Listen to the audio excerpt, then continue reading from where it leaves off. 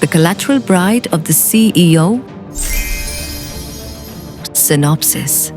Meher was sold into a contract, but refused to be owned. Aaryan married her for power, but couldn't control what she made him feel. When art curator Meher Malhotra is forced into a secret marriage with billionaire tycoon Aaryan Khanna, she thinks she's just collateral, payment for her father's mistakes.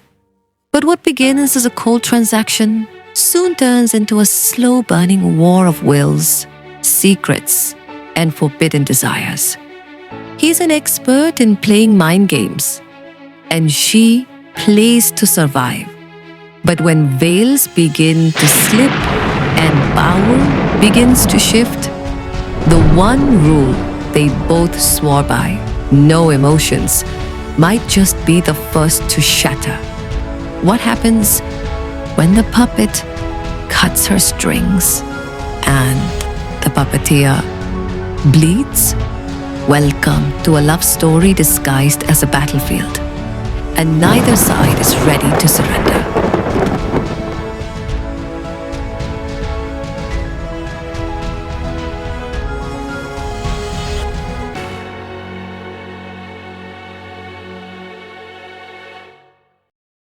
Chapter 1 of Magazines, Men, and Mistakes.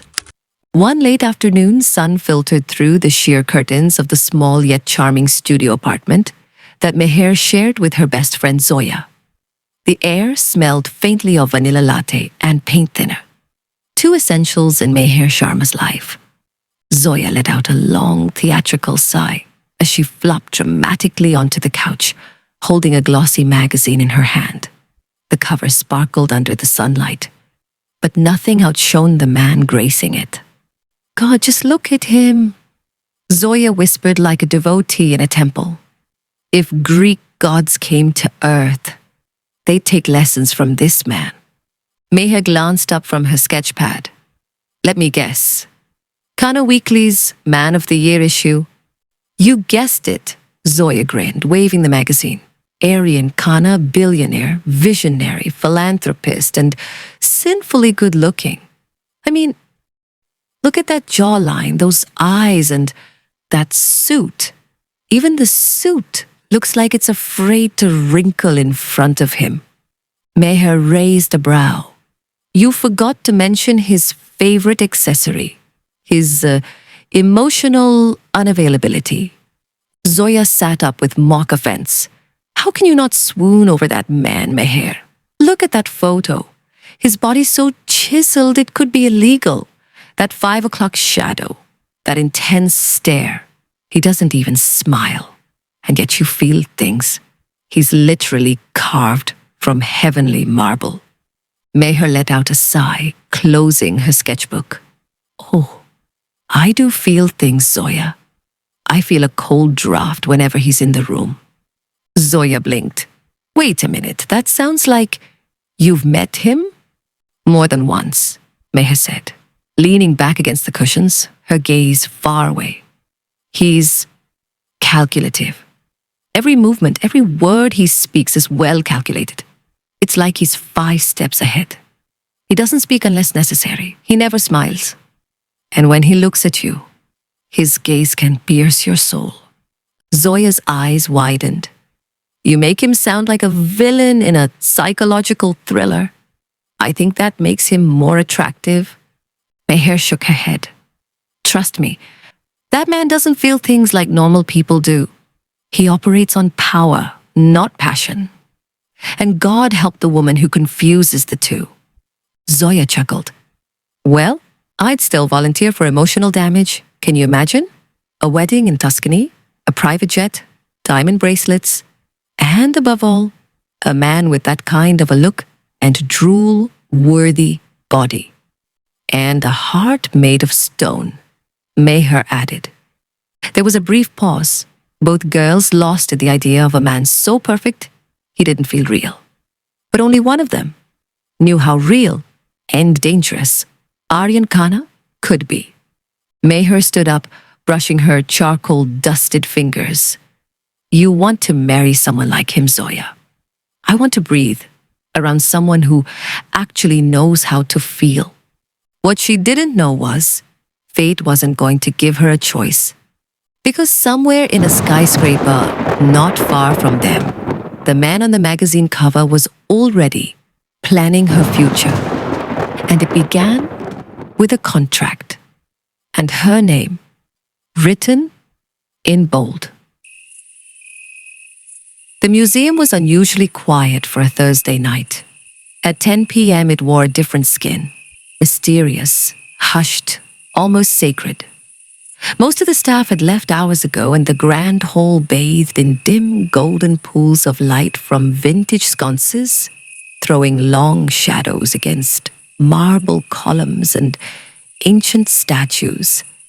Inside, Meher Sharma stood before a Victorian-era exhibit, carefully logging artifact details on her tablet. She wore a soft ivory kurti, embroidered delicately at the collarbone, paired with narrow linen pants that skimmed her ankles. Her long hair was pulled up into a messy bun, a few soft strands escaping to graze her high cheekbones. Her skin glowed in the natural light, and her sharp, expressive eyes, lined lightly with kohl, carried the kind of quiet beauty that didn't scream for attention, but still made heads turn. She looked like she belonged in a painting. Elegant, poised, quietly breathtaking. She loved staying late. This was her sanctuary. But tonight, something in the air pulsed differently. The silence wasn't peaceful. It was expectant. Outside the museum, a sudden screech of tires shattered the stillness outside the arched entrance. Headlights sliced through the dark. A luxury car, midnight black, matte finish, clearly custom built, came to a sudden halt just inches before the museum steps. Then the car door opened, and out stepped Aaryan Khanna, 6 feet 2 inches of sculpted, tailored masculinity. His black suit hugged him like a second skin, tailored to perfection.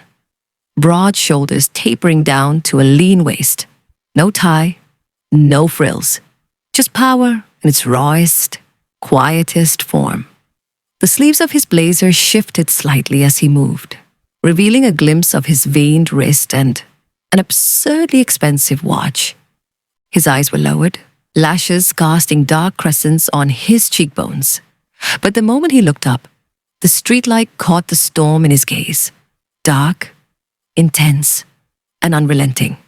His eyes, dark, hypnotic, and calculated, swept the building like a predator, zeroing in on a scent. He walked with purpose. Each step he took was impossibly composed, measured, yet powerful. Like the world moved a fraction of a second slower to accommodate his arrival. His walk wasn't rushed, yet it held a rhythm that commanded attention. The soft tap of his Italian leather shoes on the marble steps echoed like distant thunder. The glass doors of the museum hissed open for him, like they knew he wasn't someone who waited.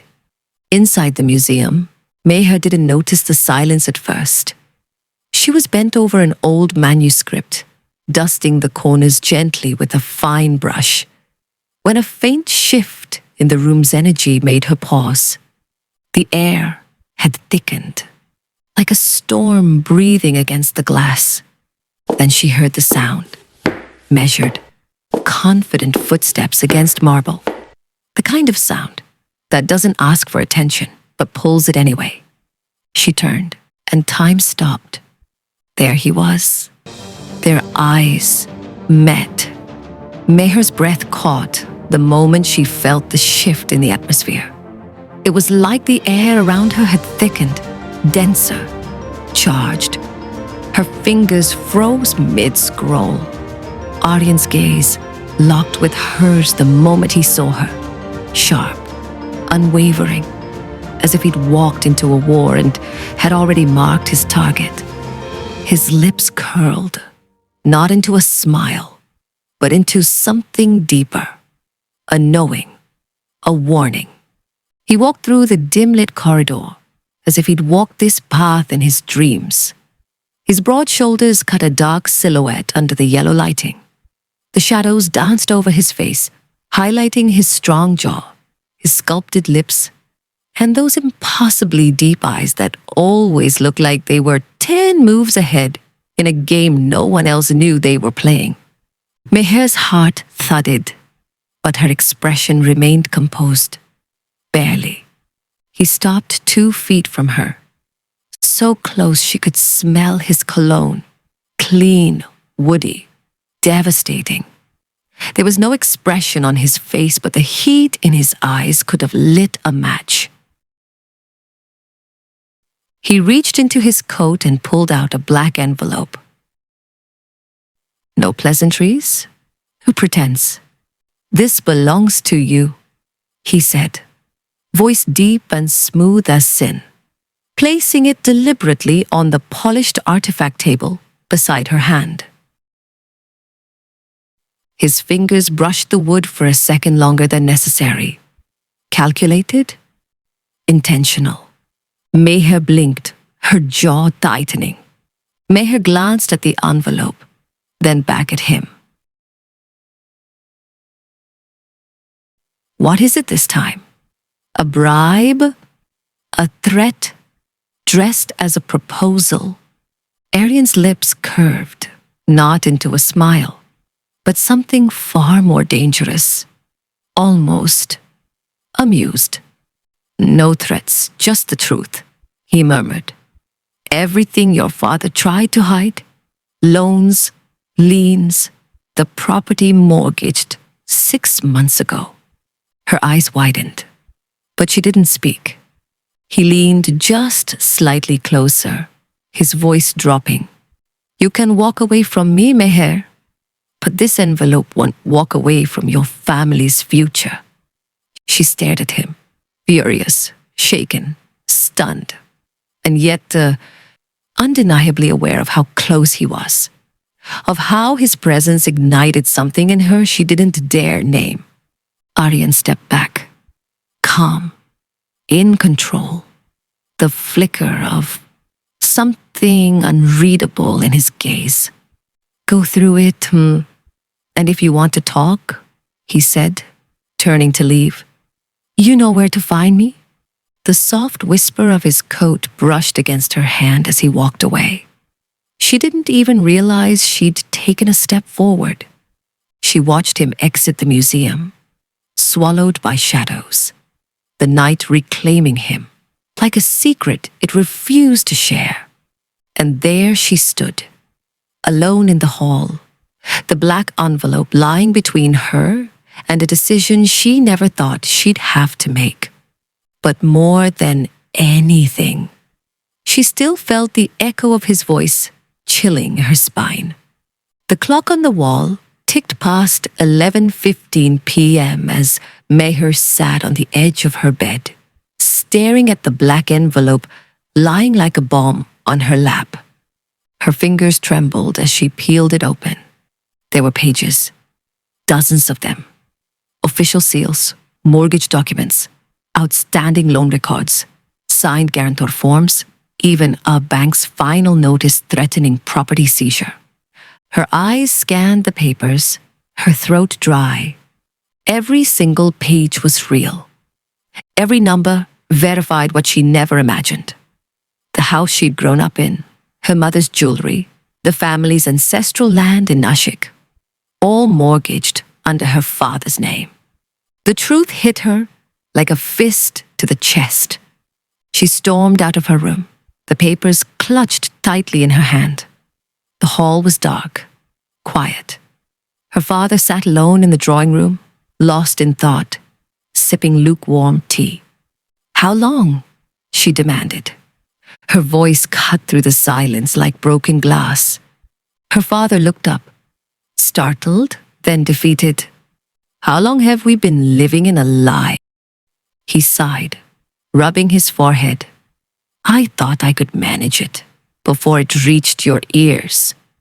You signed everything away, Baba, and Aaryan Khanna, of all people, has the paperwork. How? Why him?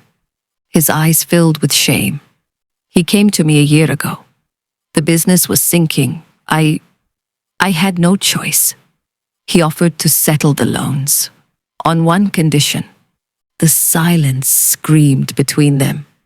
He wanted to marry you, her father whispered. Meher stared at him, her world crumbling.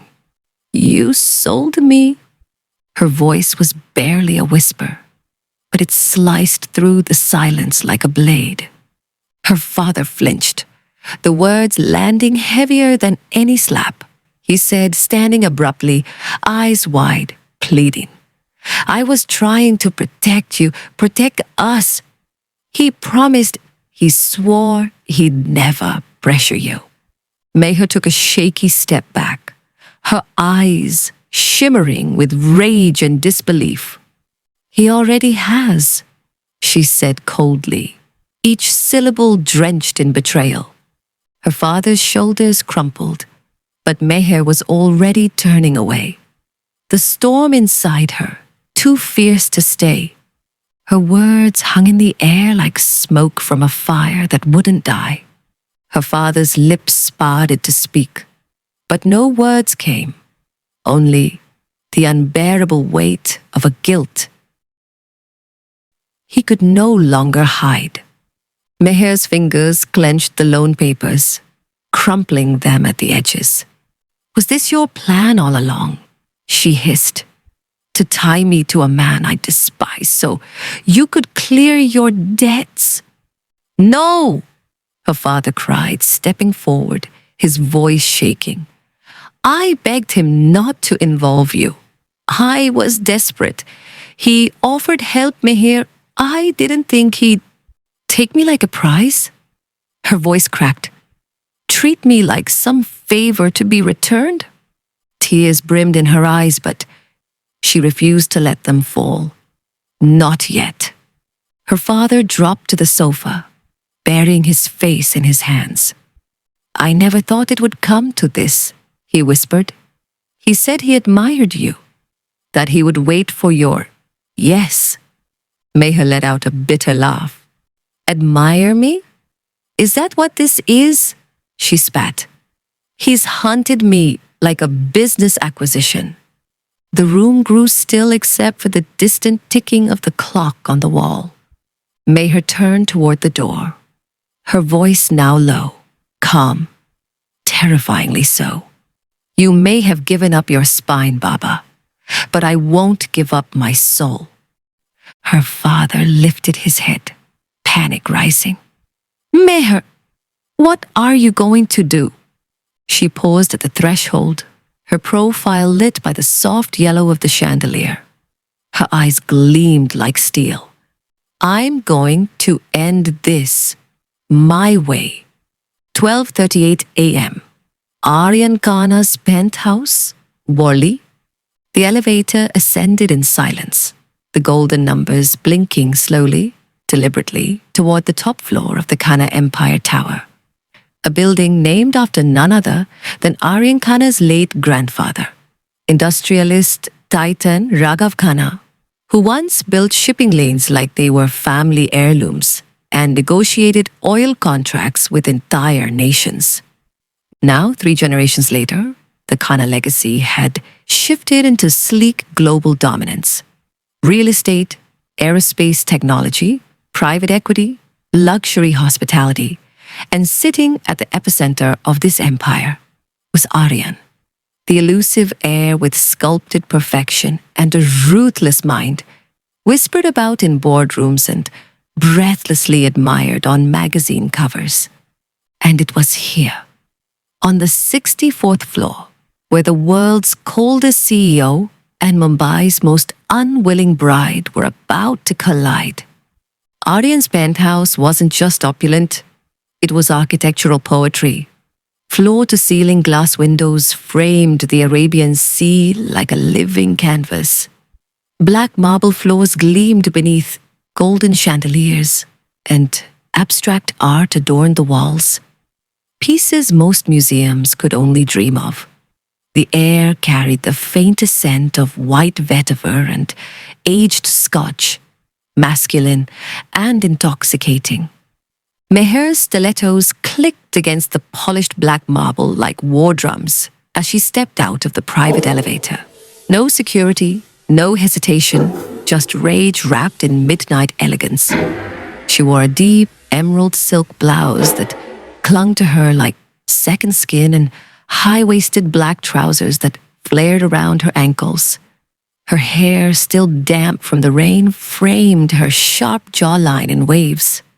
And in her eyes burned a storm not even the Arabian Sea could rival. Aaryan sat at his grand piano, shirtless again, the muscles of his back taut as he played a haunting nocturne. His own composition, no doubt. The dim chandelier overhead cast golden halos over his 6'2" frame, every angle of his body etched in shadow and firelight. He hadn't shaved. The faint stubble only enhanced his fierce aristocratic allure.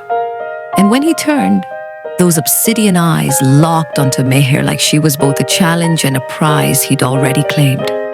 The room was still, the tension between them, alive, palpable, dangerous. "You came," he said, his voice smooth as aged velvet, barely louder than the falling rain outside. Meher tossed the envelope, now crumpled, tear-stained, and damning, onto the piano. "You summoned me with blackmail. Don't flatter yourself." He didn't flinch. He didn't blink. Instead, he stood, the soft thrum of piano keys ceasing as he rose to his full, devastating height. His walk toward her was predatory and poised, the quiet thunder of a man who always got what he wanted. "You walked into my world, Meher," he said, voice dipped in silken sin. "You didn't just come for answers. You came for the truth." Her jaw clenched. "I came to tell you this ends now." A pause. His eyes darkened, gleamed. "The only thing ending tonight is your denial." And that's when it hit her, the most terrifying truth of all. She wasn't afraid of Aaryan Khanna's power. She wasn't afraid of losing her name or her father's reputation. She was afraid of how much she wanted him. "If I marry you," she whispered, "it won't be because I forgive you. It'll be to protect my family." His eyes flickered. Something unreadable passed across his face. "So be it." For a long moment, they stood there, two storms locked in a silent war. And outside, the sea raged on, just like them. The night before the wedding at the bridal suite, Oberoi Palace. The bridal suite was soaked in golden warmth and chaos. Half-open trunks, strewn bangles, open boxes of lidders, and exhausted makeup artists flitting in and out. But at the center of it all, under a shimmering canopy of fairy lights, Meher sat cross-legged on the bed, arms folded, eyes simmering. Zoya was curled up beside her, flipping through a glossy wedding magazine while munching on a kaju katli like it was popcorn. "Okay, but let's just say hypothetically," Zoya said, eyes glinting mischievously. "You weren't being blackmailed into marrying Aaryan Khanna. Wouldn't you maybe be a little, I don't know, turned on by the idea?" Meher snapped her gaze to her friend. "Are you insane?" Zoya chuckled. "Possibly. But have you seen him, Meher? The man walks like he owns gravity. His hands look like they've strangled a man and written poetry in the same breath. And that voice, one growl away from forbidden." Meher rolled her eyes so hard it was a miracle they didn't fall out. "He's arrogant, manipulative, cold. He doesn't talk, he commands. He treats emotions like spreadsheets, an equation to be solved or deleted. I hate everything he represents. Zoya shrugged, utterly unbothered. You say hate, but your pupils dilate every time someone mentions his name. That's rage, Meher hissed. Unfiltered, undiluted rage. Zoya giggled. Sure, rage. Let's just hope your rage doesn't turn into something lesser on your wedding night. Meher groaned, throwing a pillow at her. You're disgusting. Zoya ducked and smirked. I'm just saying, if a brooding billionaire cornered me against a wall and said, marry me or watch your family fall, I wouldn't be this dramatic. I'd just say, where do I sign? And can I keep the penthouse? Meher looked away, her jaw clenching. He didn't even ask. He decided. Like, I'm just another acquisition, a checkbox on his empire. Zoya paused, her tone softening a bit. But why you, Meher? He could have anyone. And yet, he chose you. Doesn't that haunt you at all? Meher's expression faltered just slightly. Yes, she admitted under her breath. And that's what scares me. 2 years ago, at the Heritage Art Auction in Mumbai, Meher and Aaryan crossed paths for the first time. A day that would unknowingly lay the foundation for their present relationship. The room smelled of expensive cologne and oil paintings older than time. Chandeliers bathed the crowd in golden light, and whispers of money echoed in every click of a wine glass. Meher stood near an antique sculpture, her first curation for the Oberoi Art Gallery. Her chest swelled with pride. This exhibit meant everything to her. Until he walked in. Aaryan Khanna. He moved through the auction like a phantom dressed in black. His gait was smooth, shoulders squared, lips set in an unreadable line. A 6'2" enigma of polished cruelty and precision. Women turned to look. Men stepped aside. And when his eyes landed on the sculpture, Meher's heart stopped.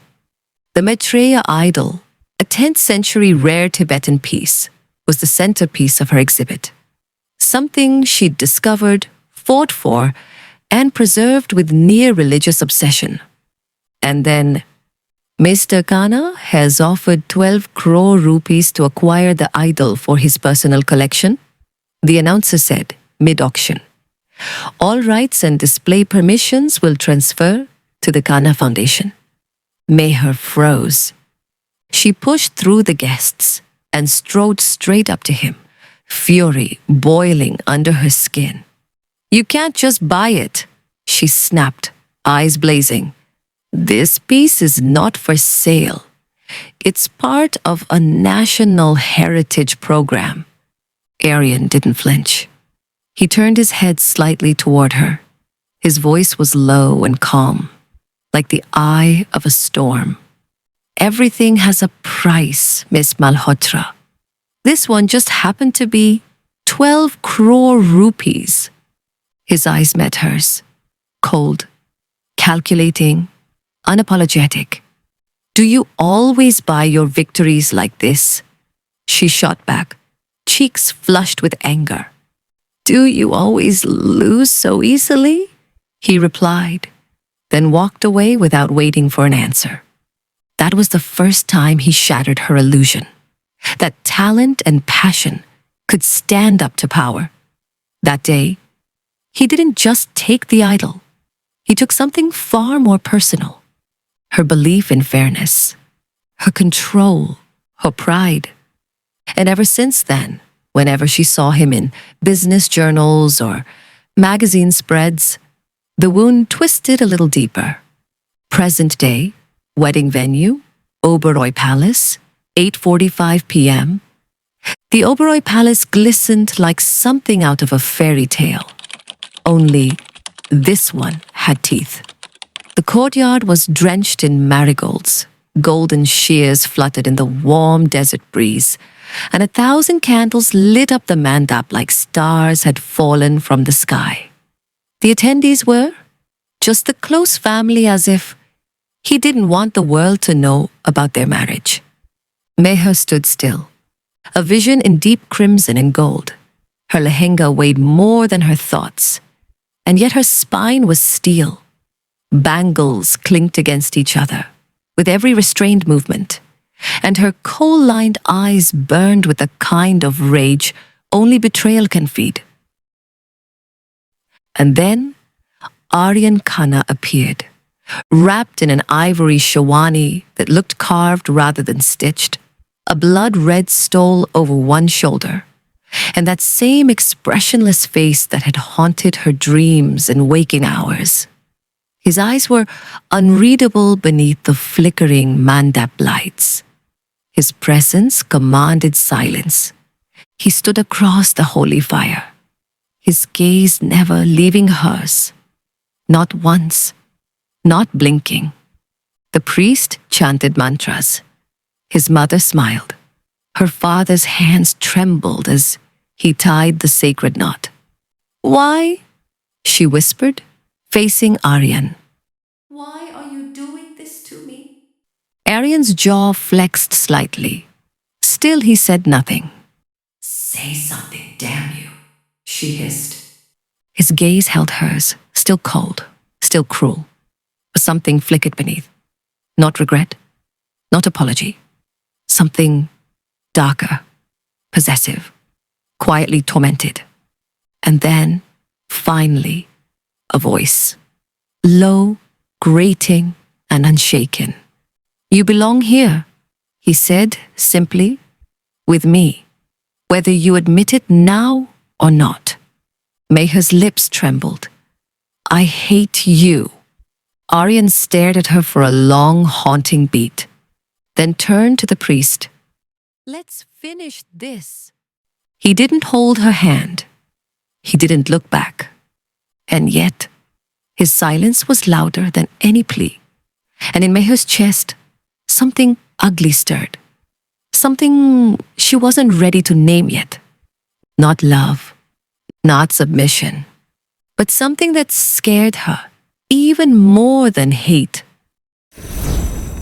Wedding night. Aaryan's penthouse, 12:30 a.m. The penthouse glittered with low golden lights, its massive glass windows catching the moonlight off the sea.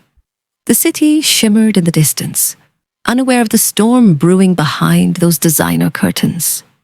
Meher stood by the carved four-poster bed, her wedding jewelry, now heavy chains around her neck. The silence was thick, unnatural. The air conditioner hummed faintly. Somewhere in the corner, fresh white roses filled a crystal vase, mocking her with their softness. She heard the elevator slide open, and then he entered. Aaryan, still in his shawani, collar loosened, face impassive. Not tired, not angry, just unreadable. His jacket came off in one silent shrug. He placed his phone and watch on the marble side table like it was just another day. Just another deal. She waited, and when he didn't speak, didn't even look at her, she broke. "Is this what our wedding night looks like?" she asked bitterly. Silence and cold shoulders? He paused mid-step, then slowly turned.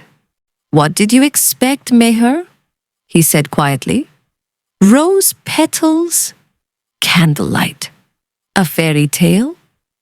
"I expected a damn explanation," she snapped. "You dragged me into this farce, blackmailed my father, shamed my choices, and now you won't even dignify me with truth?" He took a slow step toward her and said, "You were never just anything to me." She shook her head. "Then why? Why force a woman who doesn't love you?" He stopped just a breath away from her now. His voice dropped, low, dangerous, almost vulnerable. "Because you're the only one who doesn't worship me. You're the only one who looks at me like I'm nothing. and that drives me insane." Her breath hitched. He raised a hand but didn't touch her, just hovered his fingers near her cheek. "You see the worst in me, and still, here you are." His words fell like a bomb. Her face went blank. The fire in her eyes dimmed. But it didn't die. It froze into something lethal. "It's better if we keep expectations minimal," he said, moving to the minibar. "It'll be easier for both of us." "Then why the grand wedding? Why the charade? Why didn't you just buy me off like one of your art pieces?" He took a sip of whiskey, eyes still fixed on her. "Why just buy you, Meher? That would have been far too easy. Too boring. No thrill at all. But watching you crack, inch by inch, watching that fire in your eyes flicker, your pride chip away like porcelain under pressure. Now that's a game worth playing. I don't walk away from a game I haven't won. And you? You were never just a girl. You were the prize. Walking away from you would have meant surrender." Her breath caught. "That's pure evil," she said, almost a whisper. He laughed once, short, humorless. "Love is a liability. I prefer control." Meher stared at him, as if seeing him for the very first time. And something inside her cracked, not out of weakness, but fury, pride. She removed her heavy dupatta and dropped it on the floor. "Then you've bought yourself the wrong girl, Aaryan Khanna. I don't break, I don't beg, and I will never belong to a man who doesn't even see me as a person." He met her eyes. "Good," he said coldly. "That makes two of us." She turned to face him fully, her expression unreadable. "Fine. You want a deal? Here's mine. I'll stay in this gilded prison. I won't run. I won't create a scandal, but only until my father's debts are paid. Once they're cleared, I walk, alone, free, from this loveless mess." Aaryan stared at her for a long beat, something unreadable flickering in his eyes. Then, with deliberate calm, he walked over to the minibar and poured himself a drink. "Done," he said. She blinked. "That's it?" "On one condition," he added smoothly. "You work at my company. Every rupee you earn goes toward your father's debt. That way, you pay it off yourself, honorably, on your own merit." He took a sip of whiskey. "You're so proud of your strength, Meher. Let's see how far it carries you." She hesitated, then gave a single, curt nod. "Fine." She didn't realize until much later. It wasn't a lifeline. It was another trap, one that would keep her tied to him, closer than ever.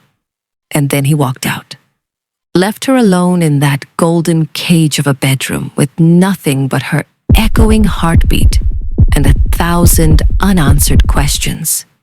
But as the door shut behind him, Meher didn't cry. She didn't collapse.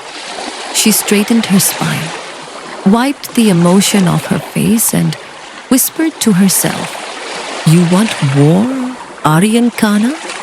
Then I'll give you a war you'll never forget."